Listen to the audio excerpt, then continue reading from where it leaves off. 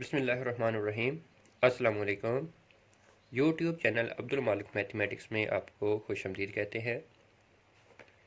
आज का जो हमारा टॉपिक है वो है general form of an equation of a circle.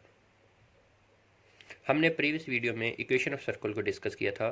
उसमें हमने दो तरह की इक्वेशन पढ़ी है, एक स्टैंडर्ड फॉर्म इक्वेशन और नंबर दो एक हमने सर्कल की वो इक्वेशन पढ़ी है जो सर्कल के जिसका सेंटर एक्स वाई प्लेन के ओरिजिन पर लाई करता है।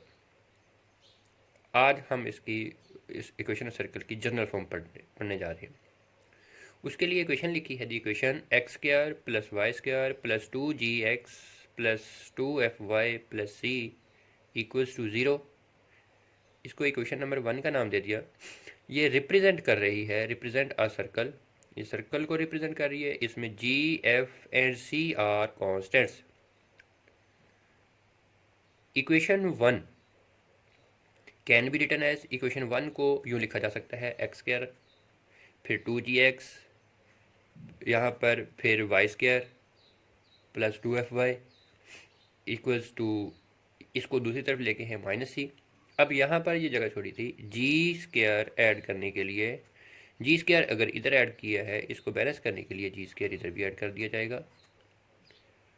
और इसी तरह फिर यहाँ पर एफ स्क्वायर ऐड कर दें और इसके बदले में हम यहाँ पर इसको बैलेंस करने के लिए एफ स्क्वायर इधर भी ऐड कर दें। ये क्यों किया? हम ये चाहते थे कि हम इस इक्वेशन को स्टैंडर्ड फॉर्म बनाना चाहते हैं। उसके लिए हमें यहाँ पर कंप्लीटिंग स्क्वायर का प्रोसेस करना है, तो जी स्क्वायर की ज़रूरत थी और इनके लिए इनके साथ एफ स्क्वायर की ज़रूरत थी। तो इनके बदले में तो हमें इधर भी ये ऐड करने पड़े। अब इसको इस हिस्से को यूँ लिखा जा सकता है एक्स, जैसे हमारे पास, इसको मैं यूँ लिख दूँ कि अगर x plus g whole square plus y plus f whole square equals to g square plus f square minus c, इसको यूँ लिख दिया जाए, ये कंप्लीटिंग स्क्वायर बन गया। विच इज़, ये जो है हमारे पास ये इक्वेशन, ये standard form of an equation of circle है। एंड कंपेयर इट विथ, और अगर मैं इसको इस स्टैंडर्ड फॉर्म के साथ कंपेयर करूं, ये जनरल फॉर्म है, ये हमारे पास स्टैंडर्ड फॉर्म है। इस स्टैंडर्ड फॉर्म के साथ अगर मैं इसको कंपेयर करूं तो x उधर प्लस है, इधर माइनस है, उधर g इधर h, तो h किसके इक्वल आता है? माइनस जी के। इसको कंपेयर किया जाए तो h किसके इक्वल आता है? माइनस जी के। और k किसके इक्वल आता है? माइनस एफ के। क्योंकि बाकी चीज़ें इसकी अगर मैच करवाई जाए तो फिर h की वैल्यू माइनस जी और k की वैल्यू माइनस एफ। इस सर्कल के मुताबिक हमारा जो सेंटर का पॉइंट था वो h और k था। इस सर्कल के मुताबिक जो कि h की वैल्यू माइनस जी आ रही है और k की वैल्यू माइनस एफ आ रही है, तो सेंटर का पॉइंट बन जाएगा माइनस जी और minus F. And radius right side को कंपेयर किया जाए, इधर स्क्वायर है उधर स्क्वायर होल में नहीं है, तो हम क्या करते हैं, स्क्वायर होल में बनाने के लिए हम इसके ऊपर अंडर रूट लेते हैं, तो और इसके ऊपर ये इसके बदले में हम बैलेंस करने के लिए स्क्वायर लेते हैं। तो r इक्वल्स टू बन जाएगा, स्क्वायर को छोड़ के इधर से स्क्वायर छोड़ दें उधर से स्क्वायर छोड़ दें, r इक्वल्स टू आ जाएगा g square plus f square minus c, ये जो कि हमारे पास रेडियस कहलाएगा। The equation 1 is called general form of an equation of ellipse. इस इक्वेशन को इक्वेशन नंबर 1 का नाम दे दिया जाएगा। इक्वेशन 1 जो कि हम कह चुके, सॉरी ये गलती हो रही है, हम यहाँ पर इक्वेशन 1 ये जो है ये हमारे पास general form of an equation of circle कहलाएगी। अब इसमें आगे इसकी पहचान करते हैं। पहचान में इंपॉर्टेंट नोट लिखा है। नोट में आते हैं तो x square plus y square plus 2gx plus 2fy plus c equals to 0, ये वही इक्वेशन नंबर 1 लिख ली हमने।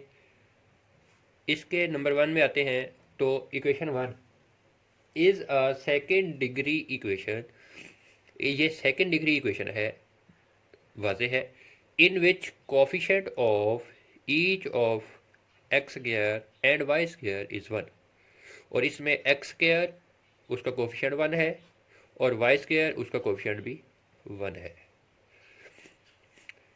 नंबर 2, इक्वेशन 1 कंटेन्स, ये जो इक्वेशन 1 है ये मुश्तमिल है, किस पर मुश्तमिल है? No term involving the product x y, कि इसमें कोई भी एक्स और वाई के प्रोडक्ट वाली कोई टर्म मौजूद नहीं है।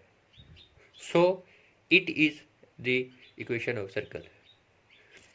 जिस इक्वेशन के अंदर ये दो बातें मौजूद हों कि एक्स स्क्वायर और वाई स्क्वायर दो वेरिएबल मतलब सेकंड डिग्री इक्वेशन हो, एक्स स्क्वायर और वाई स्क्वायर दोनों के कोफिशिएंट सेम हो, यहाँ पर कहा है 1 हो, 1 हो तो ज़्यादा बेस्ट है, वरना अगर सेम हो इसके अलावा 4 हो 5 हो उनको हम 1 बना सकते हैं डिवाइड करके।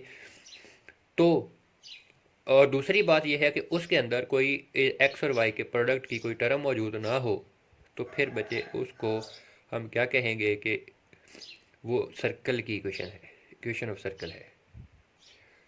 अब एक अगली बात, इफ़ 3 नॉन कोलिनियर पॉइंट्स, अगर 3 नॉन कोलिनियर पॉइंट्स हैं, एक यहाँ पर है दूसरा यहाँ पर है, मतलब कि एक लाइन पर लाइन नहीं करते, किसी नॉन कोलिनियर के फॉर्म में पड़े हैं, which a circle passes through known, then मतलब कि कोई सर्कल अगर इन पॉइंट से पास हो रहा है तो फिर हम क्या कर सकते हैं? Then we can find the 3 constants g f and c in equation 1।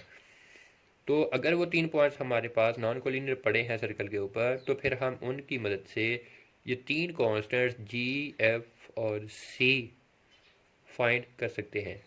इंशाल्लाह हम नेक्स्ट वीडियो में इसका एक क्वेश्चन करेंगे जिसमें 3 नॉन कोलिनियर पॉइंट्स लेंगे सर्कल के ऊपर और उससे हम जी एफ सी ये जो कॉन्स्टेंट्स हैं ये फाइंड करके बताएंगे, और उससे फिर हम आपको इक्वेशन ऑफ सर्कल जो होगी वो भी बताएंगे।